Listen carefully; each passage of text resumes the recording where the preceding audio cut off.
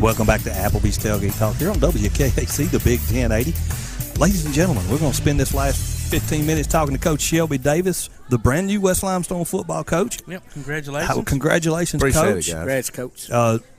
You're following kind of the Coach Arnsparger legend there, but Coach Cantrell. Coach really, Cantrell. yeah. Coach Arnsparger hired Coach Cantrell Yeah. in 2008 to come and coach, and when Coach Arns retired, then Coach Cantrell took over, and now this is we're almost a total generation since then, and now Coach Davis is taking the helm at West Limestone. That's right. Where'd you come from, Coach? Tell us Carroll about you. High School in Ozark. We were about the size of Athens. Okay. Okay. We spent a couple of years in 6A and then dropped back to 5A, and it actually really benefited us, and we've had a lot of success over the last couple of years in our 5A classification. And for those who don't know where Ozark is, you pass it on your way to Panama City. Yeah, That's right. That's how everybody knows where it's at. You're definitely going to probably miss the beach, I would assume. Well, we've got actually, some pretty cool things up we there. go to the mountains more than we did the beach. Did you? Okay. So you're close. We went the other way. Now we're You'll be right closer. at home. That's Now. right. You'll be right at home then. So, now, what was your position at Carroll? Were you the head coach, or were you assistant? No, I was actually I was there for 8 years and worked my way up. Started position coach, and Coach Roger McDonald came in, and I was actually kind of my background. I came from high school. I went to Troy and actually played slot receiver for Coach Tony Franklin, who's at Middle Tennessee now. Yeah. But anyway, I was a receivers coach, and I laughed at him because I call his offense the dinosaur offense because it's too tight power eye, and he don't have a receiver, so I had nobody to coach, and so he put me on defense and just spent a year coaching linebackers, and then the next year he came to me, and we come back from a coaching clinic, and he said, I think your personality really fits defense. He said, what do you think about being defensive coordinator? And I said, Lord have mercy. Put me right at it. I'm a slot receiver, Coach. I said, I'll get it done. He thought since, so many people had gone to the spread, my experience playing in the spread would be beneficial. Oh, and, yeah. And it definitely was. So we went and met with some people, got our defense, and we just went to work. And my first year as the defense coordinator was our first year in 6A. Oh, wow. Oh, wow. That's the way to start I'll it never out. forget. We were playing Carver in Montgomery week 2, and they had 43 different offensive formations between their jamboree and their first game with Opelika, and I was like, good grief. What do I plan? So I got thrown into the fire and spent. I've spent the last 4 years as his Coach McDonald's defense coordinator and assistant head coach, and thankfully, he allowed me to have a lot of responsibility within the program, and so I got a lot of valuable experience over the last 4 years. So this is your first head coaching job, right? Yes, sir. So so what's the difference? I know you hadn't been on the job too long, but what's the difference you've seen so far from being assistant coach to head coach? Well, Coach McDonald used to tell everybody he does all the coaching and I do all the PR. And so now I've got to do coaching and PR. And PR, yeah. So But I will say everything falls on you. Yeah, that's true. Coach was big on, hey, do your job and then go home. I get paid to stay here and deal with everything else. So just getting used to, hey, everything comes back to you. Everything falls back on you. So. Oh, yeah. Well, this being said, and Tom can obviously attest this since his son played there, but man, it's a great community. It's a great very community. supportive Oh, community. absolutely. I'm sure they've already reached out to you. It's been overwhelming. It's been awesome. Yes. I come from a similar high school background, country school, just like West Limestone, and we really did our homework as far as on West Limestone and the history and the situation and everything, and we just felt like it was a really great place for us to settle down and for me to be a head coach and for us to start a family and all that good stuff. So no youngins yet? No, not yet. Okay, you're a young guy. How old? 31. Wow, So you look that's- younger now. yeah. I know you had to be around 30 since you've been coaching 8 years on that one. Yeah. So, well, good man. Wow, 31. And you you're were head coach. you're actually living in the community now. Oh yeah. So that's look. living I used out to there. I used to have a 30-minute drive because we actually lived in Dothan. I drove to Ozark Like you every can day. walk there now.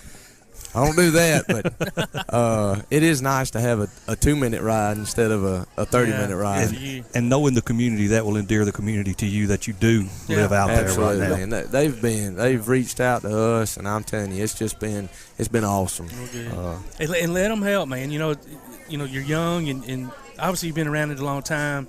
And you want, I can't imagine what the pressure feels like wanting to be successful right out of the gate and please everybody, which you're not going to be able to do.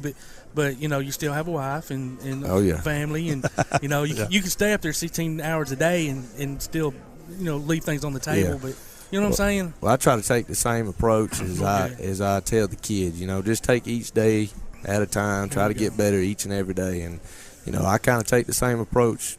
Professionally, so that makes it a lot easier. I was going to tell you, talking about Tom saying his son played there and graduated in 2008. My daddy and Coach Pugh's daddy played together on that same field 60 years ago. So that's the same field that James Kennemer Field is the same field that they haven't changed fields or anything. That's the same. Sometimes I feel like it's the same. It looks like the same grass. I told Daddy, I said, looks like nothing's changed, but I'm sure there's things you would like to do to maybe see improvements or things maybe change a little bit, maybe. Absolutely. Mr. Cleveland kind of already had in the works. We just got moved into a new weight room about a week and a half ago. I heard it's pretty nice weight room too. Really? You guys got a new weight room there? Well, they just kind of revamped another area. Okay. And so it'd be more accessible for the whole school. Basketball, baseball, whoever wanted to come in there and work out. And he already had that in the works. So. I credit him for going and making that happen. That was part of the reason we were really appealed to the job, is that the administration had a plan to revamp things and get things excited and going again. And so we got moved in there about a week and a half ago, and man, those kids love it. Yeah. They love it. I was going to ask. Have you already started your off-season workouts? Oh, look, so to speak. My first day, we hit the ground running, and didn't waste no time. I mean, we just, I kind of felt like we were behind just because of the time lapse and the overlap, and that happens anywhere that an older coach goes out and a new comes in. But I credit them for going ahead, and it was important enough to them to go ahead and get somebody in, but.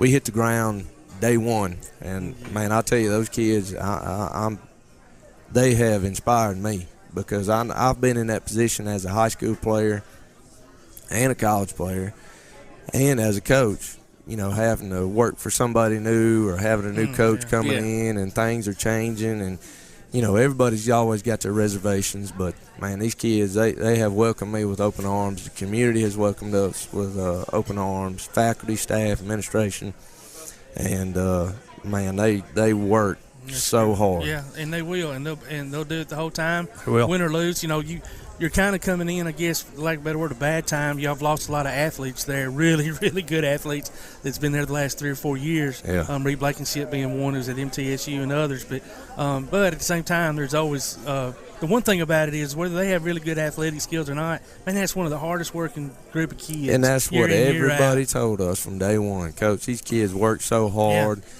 Yeah. They play so hard. And, in today's time, that's one thing that's sometimes hard to get kids to do, but if that's not an issue, then you get to focus so much more on other things and other aspects of the game. Yeah. So are y'all going to play a spring game, inter-squad game? Y'all got any? We just finished up our first week of spring practice, and next week we'll have our second week, and we're just going to play an inter-squad scrimmage next Friday night at 6 there at the stadium. And spring's all about, especially now, you said, I think last game of the year they dressed 32 guys.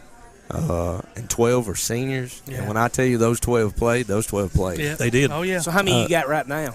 We've had over 50 kids every day. Wow, dude. Good for you. We've had over 50 kids come through the weight room each and every day. And, you know, sometimes during spring practice, we like to go a day in the weight room, the next day go out for spring practice and alternate days. But with the situation being what it was, we kind of had to wait as long as we could and then get it in at the end. But so they're catching double duty right now. I mean, we're still putting them through the ringer in the weight room, and then we go out for a 2-hour practice. So for 3 hours, I mean, we're getting after it. Yeah, absolutely. And it got a little hot this week, and and that's good because you get to test their toughness, not physically but mentally too. And I've been very impressed and everything with their effort and their attitude and everything. But yeah, we've had over 50 kids every day at practice. I mean, we're scrounging for equipment.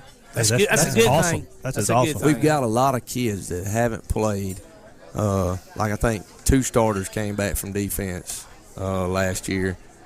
But the good thing, I think the foundation we can build upon is our offensive line. I think there's 3 or 4 guys that played a lot last year, started a lot, and they're back. So, you know, that's something you can really you can build your team around. And that's something we were unfortunate we didn't have at Carroll, but we were able to build a program so you're cycling in and cycling out players, and they've all got some kind of game type experience, and so, you know, we spring's been fundamental because we got a lot of guys that A, hadn't played since middle school, or B, have never played. They had 4 juniors on the team last year, so right now I think we've got 10 or 12. So you do the math, six to eight of them didn't play last year. So just trying to fill in those gaps and getting those young guys a lot of reps and a lot of experience that we can while we're able to do spring ball. Well, Coach, don't be a stranger. We're running out of time.